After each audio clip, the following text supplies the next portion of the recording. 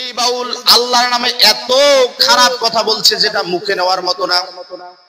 সে class 5 pass করেছে, একটা 5 pass ছাত্র, সে কখনো কোরআনের অর্থ বুঝবে না।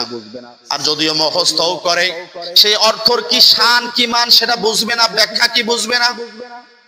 ও বলতেছে আল্লাহ প্রথম এটা সৃষ্টি, আল্লাহ প্রথম এটা সৃষ্টি করছে, আল্লাহ প্রথম এটা সৃষ্টি করছে, আল্লাহ প্রথম এটা সৃষ্টি করছে। সবগুলো যদি প্রথম সৃষ্টি করছে তাহলে আল্লাহর মুখ কয়টা? আমরা সর্বপ্রথম শুকরিয়া জ্ঞাপন করছি সেই মহান মালিকের দরবারে যে আল্লাহ রাব্বুল আলামিন সকল পেরেশানি থেকে আমাদেরকে হেফাজত করে। আল্লাহ রাব্বুল আলামিনের ঘরে আজকে পবিত্র একটা দিনে এসে পবিত্র সালাতুল জুমআ আদায় করার সুযোগ করে দিলেন। আমরা পড়ছি আলহামদুলিল্লাহ। আবারও সংক্ষিপ্ত আকারে দরুদ ও সালাম প্রেরণ করি সেই নবীর শানে, যিনি আমাদের রাসূল, যিনি আমাদের নেতা, যিনি আমাদের পথ প্রদর্শক। আমরা সেই পেয়ারা হাবিবের শানে দরুদ ও সালাম প্রেরণ করছি, পড়ছি সাল্লাল্লাহু আলাইহি ওয়াসাল্লাম।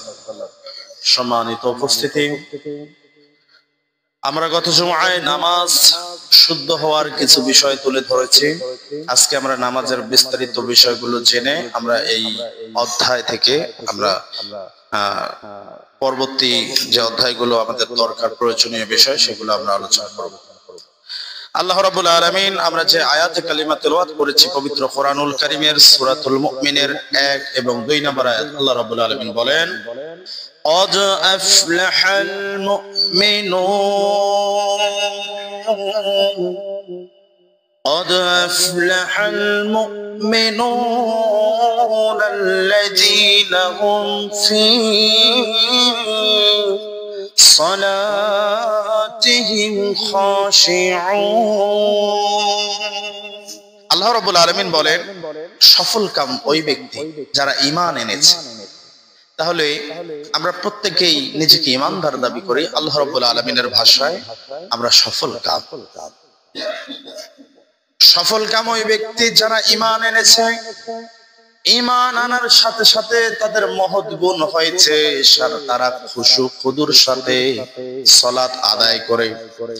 খুশু এবং খুদু যার অর্থ দাঁড়াচ্ছে বিনয় এবং নম্রতা। বিনয় নত হওয়া এবং নম্রতা নরম ভাব, এই দুইটি গুণ নিয়ে নামাজ আদায় করলে তারা সফল কাম হবে। এটা আল্লাহ রাব্বুল আলামিনের ভাষা। তাহলে বিনয় এবং খুশু, এখানে খুশুর একটি শব্দ হলো মনোযোগ, ধ্যান, মনোযোগ। রাসূল সাল্লাল্লাহু আলাইহি সাল্লামের হাদিস থেকে আমরা জানতে পারি, রাসূল সাল্লাল্লাহু আলাইহি সাল্লাম বলেন, বুখারীতে এসেছেন, তুমি যতটুকু মন দিয়ে নামাজ পড়ো ততটুকুই নামাজ গ্রহণযোগ্য হয়। 4 রাকাত নামাজের মধ্যে যদি আমরা 1 রাকাতে মনোযোগ দেই আর 3 রাকাত মনোযোগ না দেই, তো ওই 1 রাকাত আল্লাহ তাআলার দরবারে কবুল হবে, বাকি 3 রাকাত কবুল হবে না। তাহলে বুঝতে পারলাম, এই হাদিস থেকে আমরা বুঝতে পারলাম যে নামাজের মধ্যে আমরা যতক্ষণ থাকবো শুরু থেকে শেষ পর্যন্ত আমাদের মনোযোগ এক থাকবে। আমাদের মনোযোগ কেমন থাকবে?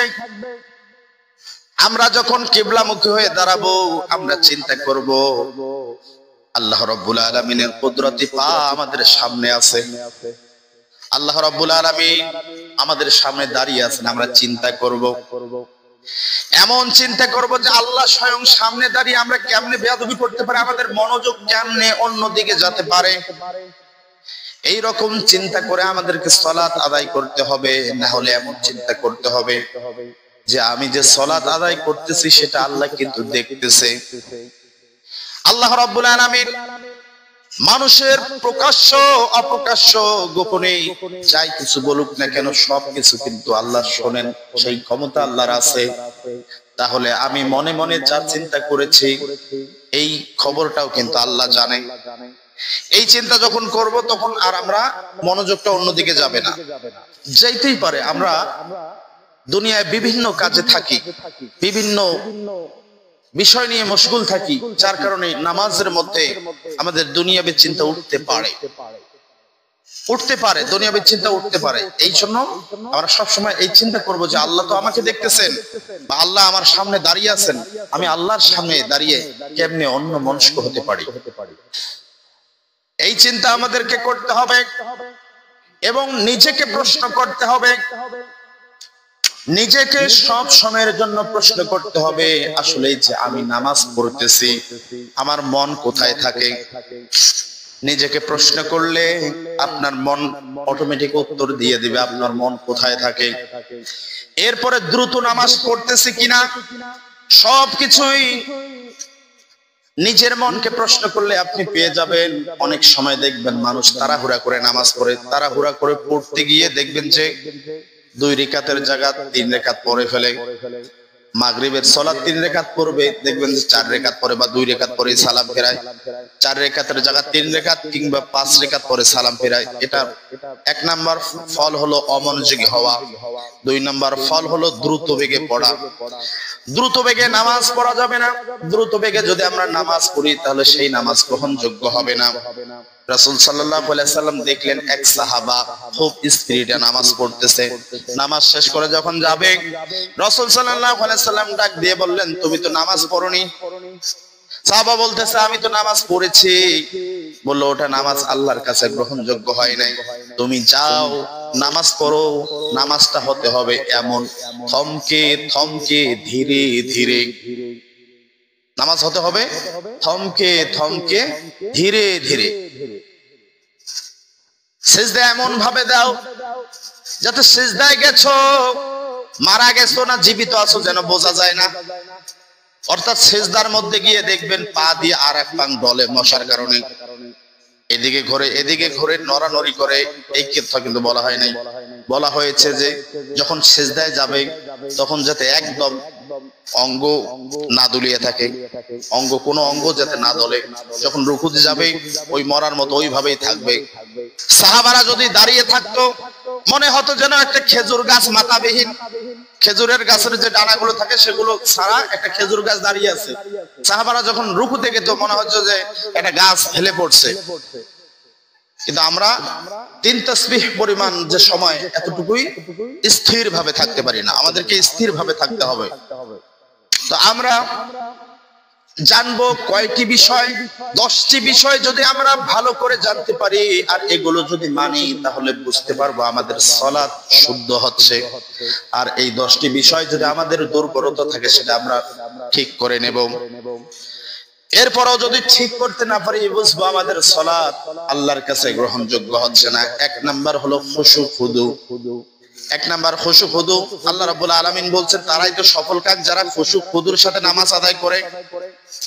খুশু খুদু হলো, খুশু অর্থাৎ আপনি মনোযোগ দিয়ে আপনার ধ্যান, আপনার মন এটা কোথায় আছে, এটা হলো খুশু। আর খুদু হলো আপনি কতটুকু বিনয়, আপনার দিল কতটুকু নরম। অর্থাৎ ধরেন আপনার ভিতর রাগ আছে, আপনার ভিতর অহংকার কাজ করতেছে, এমন অহংকারী মন নিয়ে, দাম্ভিকতা নিয়ে, রাগ নিয়ে আপনি নামাজ পড়বেন, সেই নামাজ কিন্তু হবে না। অর্থাৎ আপনার দিল নরম থাকতে হবে, দিল নরম থাকতে হবে। দিল যখন নরম থাকবে আল্লাহ রাব্বুল আলামিন ওই নামাজ আপনার কবুল করবেন। তাহলে আমরা সব সময় নিজেকে প্রশ্ন করব, এটাও প্রশ্ন করব যে আমরা যে তেলাওয়াত গুলো হুজুরের শুনি বা আমরা নিজে যে তেলাওয়াত পড়ব, ধরেন সূরা ফাতিহা, এই সূরা ফাতিহার অর্থ কি আমরা জানি নাকি? যদি এই সূরা ফাতিহার অর্থ না জানি তাহলে আমাদের নামাজের খুশু নষ্ট হয়ে যাবে। কেমনে নষ্ট হবে? উদাহরণ দিয়ে বলতেছি, ধরেন আলহামদুলিল্লাহি রাব্বিল আলামিন, সমস্ত প্রশংসার মালিক সেই আল্লাহ যিনি সারা বিশ্বের রব। এই যে চিন্তা করলাম, যখন হুজুর বলতেছে বা আমি বলতেছি আলহামদুলিল্লাহি রাব্বিল আলামিন, তখন কিন্তু আমার মন হয়তো সংসারে থাকতে পারে, হয়তো চায়ের দোকানে থাকতে পারে, কিন্তু যখন আমি অর্থটা জানবো যে সারা বিশ্বের রব হলো আল্লাহ রাব্বুল আলামিন, সেই আল্লাহর প্রশংসা করছি, যখন এটা জানবো তখন আমি যখনই আলহামদুলিল্লাহি রাব্বিল আলামিন পড়বো তখন আমার মন অটোমেটিকলি সেই অর্থটা করবে। আমরা প্রত্যেকেই যে জিনিসটা ভাবি সেটা ভিডিও আকারে দেখি। ধরেন আপনি বাড়িতে কিভাবে গোসল করে আসলেন একটাবার চিন্তা করেন, দেখবেন আপনার মস্তিষ্কে সেটা ভিডিও দেখতে পারতেছেন। আপনি কি করছেন, কখন তেল মাখছেন, গোসল করছেন, কি সাবান ব্যবহার করছেন, আপনার সবগুলো আপনার সামনে ভিডিও আকারে প্রকাশ পেয়ে যাবে। মানুষ যাই চিন্তা করুক নাকি সেটা ভিডিও আকারে দেখতে পারে, ভিডিও আকারে দেখতে পারে। তাহলে আপনি যখন কোরআনের অর্থ জানবেন, তখন যখন আলহামদুলিল্লাহ রাব্বিল আলামিন পড়বেন, তখন আর মন চায়ের দোকানে থাকবে না, বাহিরে থাকবে না, এদিক সেদিক যাবে না, তখন ওই অর্থের দিকে খেয়াল থাকবে। এই জন্য কমপক্ষে সূরা ফাতিহার অর্থ জানা এটা জরুরি। এটা যদি জানি তাহলে আমাদের নামাজ সহি হবে, খুশু খুদু ঠিক থাকবে। কিন্তু দুঃখজনক হলেও সত্য, 95% মানুষ অর্থাৎ 95% মানুষ দেখবেন যে অর্থ জানে না, সূরা ফাতিহার অর্থ জানে না। ইয়াকা না'বুদু ওয়া ইয়াকা নাস্তাঈন, হে আল্লাহ আমি তোমার দাসত্ব করতেছি, তোমার গোলামি করতেছি, তোমার কাছেই সাহায্য প্রার্থনা করতেছি। এই রকম অর্থ যখন আমরা জানবো, তখন আয়াত বলার সাথে সাথেই অর্থটা অটোমেটিক চলে আসবে। তাহলে আমাদের বিনয়, নম্রতা এবং মনোযোগ ঠিক রাখলে, প্রথম শর্ত হলো বিনয় এবং মনোযোগ যদি ঠিক রাখি, তাহলে আমাদের নামাজ খুশু খুদু ঠিক থাকবে, নামাজ কবুল হওয়ার সম্ভাবনা থাকবে। 2 নাম্বার যে কাজটা আমরা করব না বা করব, সেটা হলো আমরা যেটা করব হারাম থেকে বেঁচে থাকা, আর আমরা যেটা করব না সেটা হারাম ভক্ষণ করব না। রাসূল সাল্লাল্লাহু আলাইহি সাল্লাম বলেছেন, যারা হারাম খাদ্য গ্রহণ করে তাদের দোয়া কবুল হয় না। এই দোয়া অর্থ ধরেন, দোয়া কিন্তু সালাত, সালাত অর্থ প্রার্থনা, প্রার্থনা অর্থ দোয়া। আমরা যে হাত তুলি সেটাও দোয়া, আমরা যে দোয়া পড়ি সেটাও দোয়া, আমরা যে নামাজ পড়ি সেটাও দোয়া। সালাত অর্থ কি? প্রার্থনা না? আপনারা জানেন কিনা জানি না, সালাত অর্থ প্রার্থনা। তাহলে যারা হারাম ভক্ষণ করে তাদের প্রার্থনা আল্লাহর দরবারে কবুল হয় না, কথা বলছেন রাসূল সাল্লাল্লাহু আলাইহি সাল্লাম।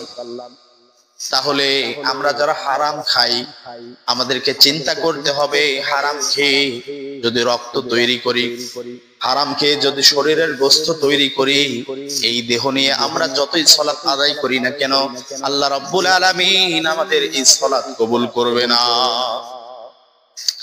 তাহলে হারাম থেকে আমাদেরকে বাঁচতে হবে। 2 নম্বর শর্ত, নামাজ কবুল হওয়ার 2 নম্বর শর্ত হলো আমাদেরকে হারাম থেকে বাঁচতে হবে। যদি হারাম আমরা খাই তাহলে আমাদের নামাজ প্রভাবিত হবে, আমাদের নামাজ তখন ভালো হবে না, খুশু খুদু ঠিক থাকবে না, নামাজে বিনয়তা থাকবে না। যখন হারাম খেয়ে দেহ তৈরি করব, এই দেহ দিয়ে যাই করি না কেন, ওই ভালো কাজ আল্লাহর দরবারে কবুল হবে। তাই হারাম থেকে আমাদেরকে বাঁচতে হবে। 3 নাম্বার নামাজ কবুল হওয়ার 3 নাম্বার শর্ত হচ্ছে সুন্নাত অনুযায়ী পড়া। আপনি চাইলেই যেমন তেমন করে নামাজ পড়তে পারেন না। ও দেখবেন বাউল জাতীয় কিছু আছে, গলায় 1000টা মালা পরে, প্রত্যেক হাতে 10-12টা করে আংটি থাকে। এই সকল লোককে বলবেন আপনি কি নামাজ পড়েন না? ভাই পড়িত, বলে পড়িত। তো কখন পড়েন? ভাই আমরা নামাজ পড়ি, সব সময় পড়তে থাকি। তো এখন কি করতেছেন? ভাই এখনো পড়তেছি। মনের নামাজ, দিলের পর্দা, দিলের রোজা, ওদের সবকিছু দিলের, ওদের সবকিছু দেহের ভিতর, সবকিছু ওদের দেহের ভিতর। ওরা একটা ইয়া দিছে কি? মারেফাত, গোপন জিনিস। 2 আর 2 কত হয়? 4 হয়। আপনি আপনার দাদা, তার দাদা মুরব্বি না, বললাম 2 আর 2 5 হয়, আপনি কি মানবেন নাকি? যদি বলেন না আমার বাপে বলছে 2 আর 2 5 হয়, আপনারটাও ঠিক আমারটাও ঠিক, আপনি 4 বলছেন, আপনারটাও ঠিক আছে কিন্তু আমারটাও ঠিক কেন? আমার বাপ তো বলছে 2 আর 2 3 হয়, আমার দাদা বলছে ঠিক, মানবেন? তাহলে বাপ দাদা যেটা করছে সেটা যে সত্য হবে সেটা না। সত্য তো সব সময় সত্য হয়। বাপ দাদা যেটা বলছে সেটা এখন সত্য হতেও পারে, আবার নাও হতে পারে। মারেফাত গোপন বিষয়, গোপন বিষয় ইসলামে কোনো কিছুই নেই। সবকিছু প্রকাশ্যে, সবকিছু প্রকাশ্যে। আসলে ইসলাম থেকে মানুষকে ধোঁকা দিয়ে বোকা বানিয়ে পথভ্রষ্ট করার নিয়ম হলো এটা। ওই যে আমরা কথায় কথায় বলি ধর্ম ব্যবসায়ী, ধর্ম ব্যবসায়ী। যারা ধর্মকে পুঁজি করে সাধারণ মানুষের ইমোশনকে কাজে লাগিয়ে এমন করে ব্যবহার করে মুরগি নিবে, গরু নিবে, ছাগল নিবে, টাকা পয়সা নেয়। এরাই হলো আসল ধর্ম ব্যবসায়ী। কিন্তু আমরা বুঝি না যে কারা ধর্ম ব্যবসা করে। শুধুমাত্র আমরা সাধারণ মানুষ যাই, সেটা হলো ইমোশন, ধর্মের প্রতি ভালোবাসা। আপনারা যারা ফেসবুক চালান তারা বুঝবেন, একজন বাউল আবুল সরকার নাম, এই বাউল আল্লাহর নামে এত খারাপ কথা বলছে যেটা মুখে নেওয়ার মতো না। সে ক্লাস 5 পাস করেছে, একটা 5 পাস ছাত্র সে কখনো কোরআনের অর্থ বুঝবে না। আর যদিও মুখস্থও করে, সেই অর্থর কি শান কি মান সেটা বুঝবে না, ব্যাখ্যা কি বুঝবে না। ও বলতেছে আল্লাহ প্রথম এটা সৃষ্টি, আল্লাহ প্রথম এটা সৃষ্টি করছে, আল্লাহ প্রথম এটা সৃষ্টি করছে, আল্লাহ প্রথম এটা সৃষ্টি করছে। আর সবগুলো যদি প্রথম সৃষ্টি করছে, তা আল্লাহর মুখ কয়টা? তলে উপরে ডাইনে বামে সবগুলো কি আল্লাহর মুখ নাকি? এইরকম নোংরা নোংরা কথা বলে। আর আমরা ইমোশন জাতি, বুঝি না। এই জন্য আমি কথায় কথায় একটা কথাই বলি, দুই চোখ যদি না থাকে মানুষ ধোকা দিতে পারে। এই জন্য কোরআন যদি না জানি তাহলেও মানুষ ধোকা দেবে। কারণ আমরা তো ইসলামকে ভালোবাসি, ইসলামের ইমোশন যে দেখাবে আমরা তো তার দিকেই যাব। এই জন্য আমাদেরকে শিক্ষা অর্জন করতে হবে। তাহলে যারা মনের নামাজ পড়ে, দিলের নামাজ পড়ে, এই নামাজ নামাজ না। নামাজ তো সেটাই যেটা রসুল আমাদেরকে শিখিয়েছেন। রসুল যেভাবে নামাজ পড়েন, রসুল যেভাবে অজু করেন, অজুর ফরজ কয়টা? 4টে। সমস্ত মুখমণ্ডল ধৌত করা, 2 হাতের কনুই সহ ধোয়া, মাথা মাসহ করা, 2 পায়ের টাকনু সহ ধোয়া। আচ্ছা, কেউ যদি সমস্ত মুখ ধোয়, 2 হাতের কনুই সহ ধোয়, মাথা মাসহ করে পাং ধোয়, তার কি উজু হবে নাকি? কারণ এটা তো অজুর ফরজ। অজু তো একটা পদ্ধতি আছে, সুন্নতি পদ্ধতি, সুন্নতি তরিকায়। তাহলে রসুল কিভাবে উজু করছেন? আপনি সার্চ দেন যে কিভাবে রসুল উজু করছেন, বা সুন্নতি পদ্ধতিতে অজুর নিয়ম, সুন্নতি তরিকায় অজুর নিয়ম, দেখবেন সবকিছু নিয়ম আসবে। নিয়ম অনুযায়ী উজু করতে হয়, নিয়ম অনুযায়ী নামাজ পড়তে হয়। তাহলে রসুল যেভাবে আমাদেরকে নামাজ শিখিয়েছেন সেইভাবে আমাদেরকে নামাজ পড়তে হবে। রসুল বলছেন তোমরা ধীরস্থিক ভাবে রুকু দাও, ধীরস্থিক ভাবে সিজদা দাও, ধীরস্থিক ভাবে তিলাওয়াত গুলো করো। কমপক্ষে সূরা ফাতিহা যাতে স্পষ্ট সহিত হয়। কারণ নামাজ ভুল হওয়ার 19টা কারণের মধ্যে একটা কারণ হলো সূরা ফাতিহা অশুদ্ধ পড়া। আমরা যদি সূরা ফাতিহা অশুদ্ধ পড়ি তাহলে আমাদের নামাজ ভুল হয়ে যাবে, নষ্ট হয়ে যাবে। মানে ওটা গ্রহণযোগ্য না, ওটা একদম নষ্ট হয়ে যাবে। এই জন্য কমপক্ষে সূরা ফাতিহাটা আমাদের ঠিক করতে হবে। তাহলে যারা ভণ্ডামি করে বলে যে সিজদা দিলেই নামাজ হবে না, নামাজ এমনি এমনিও পড়া যায়, এটা আসল নামাজ না। নামাজ হলো সেটাই যেটা আল্লাহর রসুল আমাদেরকে শিখিয়েছেন। কারণ দুনিয়ার কেউ এই নামাজ আনেন নাই। রাসূল সাল্লাল্লাহু আলাইহি সাল্লাম মেরাজে গিয়ে নামাজ আনছেন, মেরাজে গিয়ে নামাজ আনছেন। তাহলে দুনিয়ার কেউ আমাদেরকে শিক্ষা দিতে পারে না রসুল আমাদেরকে শিক্ষা ছাড়া। এই জন্য রসুল যেভাবে নামাজ পড়েছেন আমরাও সেভাবে নামাজ পড়ার চেষ্টা করব। রসুল সাল্লাল্লাহু আলাইহি সাল্লাম, ওই যে এক ব্যক্তির কথা বললাম যে তাড়াহুড়া করে নামাজ পড়ে, সেই হাদিসটা এখানে এসেছে যে ব্যক্তি তাড়াহুড়া করে নামাজ পড়তেছে, রাসূল সাল্লাল্লাহু আলাইহি সাল্লাম বলেন ওটা নামাজ হবে না। তার মানে রসুলের দেখানো পদ্ধতিতে আমাদেরকে নামাজ পড়তে হবে। এই বিষয়টা আপনারা আলাদাভাবে জেনে নেবেন যে রসুল কিভাবে নামাজ পড়েছেন। তাহলে 4 নাম্বার কারণ হচ্ছে, 4 নাম্বার শর্ত কবুল, নামাজ কবুল হওয়ার 4 নাম্বার শর্ত হচ্ছে মনের পবিত্রতা। 4 নাম্বার শর্ত কি? মনের পবিত্রতা। স্মরণ থাকবে কি, আমরা যে নামাজ পড়তেছি এই নামাজ যাতে বৃথা না যায় তার জন্য আমাদের এই চেষ্টা। মনের পবিত্রতা। মনের পবিত্রতা কি? গোসল করলে কি মনের পবিত্রতা দূর হয়? 4 নাম্বারটা আমরা জানি। মনের রাগ কিভাবে? পোশাক ধুলে কি মনের রাগ শেষ হয়?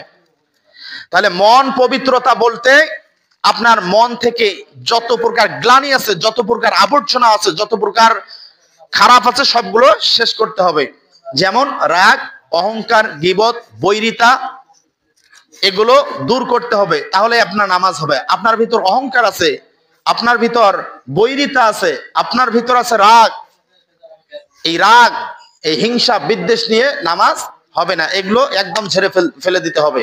কারণ সূরা ফাতিহা যে আপনি পড়েন, ইহদিনাস সিরাতাল মুস্তাকিম বলেন না, সরল সহজ পথ, তা আপনি কঠিন, আপনার মনে অনেক প্যাঁচ, আপনি সরল সহজ পথ কেমনে চলবেন? মনের পবিত্রতা দূর করার জন্য মনের রাগ, মনের গ্লানি, হিংসা বিদ্বেষ এগুলো ত্যাগ করতে হবে। তাহলে আমাদের নামাজ হবে। যে চারটা আমরা আলোচনা করেছি, আল্লাহ রাব্বুল আলামিন যেন আমাদের সবাইকে সে চারটা অনুযায়ী আমল করার সুযোগ করে দেন। আমরা পড়ছি আমিন।